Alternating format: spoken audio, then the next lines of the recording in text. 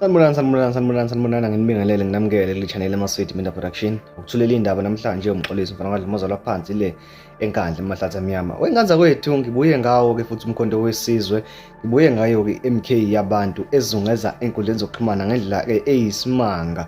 Sekusuke isibhiyozo phela ke le enkundleni zokuxhumana abantu bejabula benconcoza emva kokuthi ke uphutshuke izindaba zokuthi uNgizwe Mchunu usejoyine ke umkhonto wesizwe. Izindaba zibhutshuzwa yini na? Indaba ke zivezwa ke ipage la ku Facebook lawo ke umkhonto wesizwe lapho khona bebhalile ke besho bethi ke ziyakhala ngempela ke manje umengameli wesizwe samabhinqa usewujoyinile umkhonto wesizwe. Waphinde ke futhi ke kwasho ke indodakazi yakhe ke ubaba ke uJacob Zuma yasho yathi cha uNgizwe Mchunu ungomunye abantu abajoyine kuqala lapha na ke umkhonto ke wesizwe. Kodwa ke intatheli ithema zimhloma ngocingo zimbuza amacingwane ithini into yakho ke nokujoyina okanye nokungajoyini umkhonto wesizwe. Hayi ichunukela vele lathi aningimeleni kancane angifuni mina ukufakaza kulezi indaba ke zeni zepolitiki okwamanje ngisadlela amaholidi ngibuye lapho ke kunini. Abantu ke bajabule ngendlela eyisimanga ke bayabona vele ukuthi kushuthi amacingwane uyifuna nje ukudlela ukhisimuzi wakhe emva kwalapho kuzobe sefakaza ngoba ke kuyacaca icicela nombani ukuthi ujoyina ngempela kulapha na emva kokuthi kwenziwe leya post kusho ngisho intokazi ke yakhona lapha na kaZuma. Kanti ke futhi uzokhumbula ukuthi ke uZuma wayekhona ke lapha na eseka ke umacingwana ngenkathi nakho ke eboshiwe ke ecala lakhe lelaqeda kulunqoba. Kanti futhi naye ke uNgizwe wayekhona eseka yena ke ubaba kuJacob Zuma ngenkathi naye ehamba ke amacala.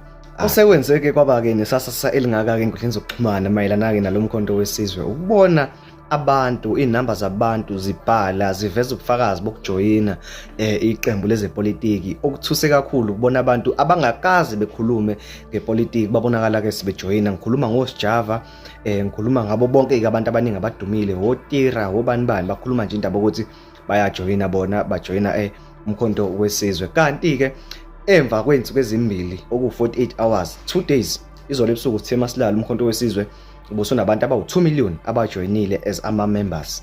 2 million abantu abajoyinile as ama-members. Nawe ke lapha ekhaya makuthi uyafuna ukujoyina umkhonto wesizwe ngiyaxolisa angizokwazi ukusiza ngamanye amaqembu ngoba into esimathe njengamanje umkhonto wesizwe. So ngizozama ukuthi ngisize ngawo ngoba ngibonile abantu abaningi kuleli khasi la ekhaya ukuthi bebekhala ngokujoyina bekhala ke nangemniningwane yokurijistela ukuvota.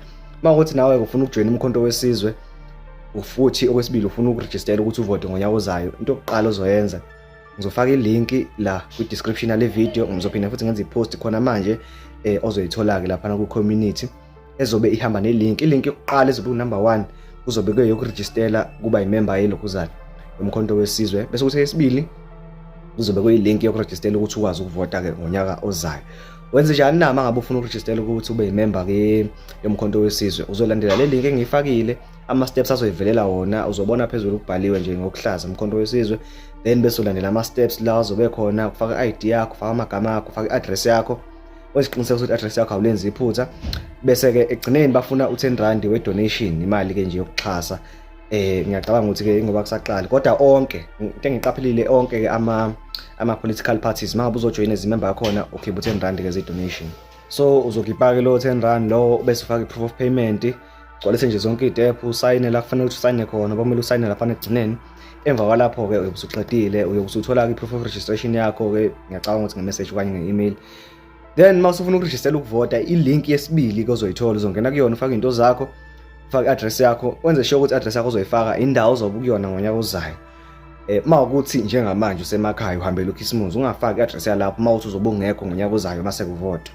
Kufanele ukuthi ufake i-address ozobe ukuyona mase kuvotwa khona uzokwazi ukuthi uvoteke kuleyo ndawo. Njengamanje ke eMzansi Africa, South Africa, abantu abakhona abalegal ukuthi bebe khona la eMzansi bawu 60,000 abalegal ukuthi bengavota. 60 million kuyaphezulu ne.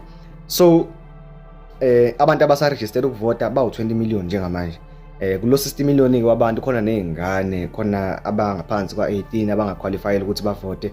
Kodwa lento iyakhombisa ukuthi baningi kakhulu abantu abayimisele ngokwenza ushintsho ngonyaka ozayo. So nawe ke lapha ekhaya lokusiza ukuthi uregisterele ukuvota khona ngonyaka ozayo nawe uzokwazi ukuthi ke ube nesay ukuthi ke iliphi ke iqembu ufuna ukuthi lisibuse ke ngonyaka ozayo. Ngana kwethu mina ngicela ukuthi ngihosheke njengemfela mangathi ubuqala ke ukufika le channel ngicela ungenzele iqiniso ukuthi ukusubscribe, ulike le video, bese ke uyakhomenta lo daba namhlanje. Bese ke futhi mawukuthi ke ubungakarejisteli izinto zokuvota, wenze isiqiniseko sokuthi uya kule description ke yale video okanye uya kule post ke engizoyenza njengamanje, la uzofika uthole khona ke yonke ke imininingwane. Ngiyabonga.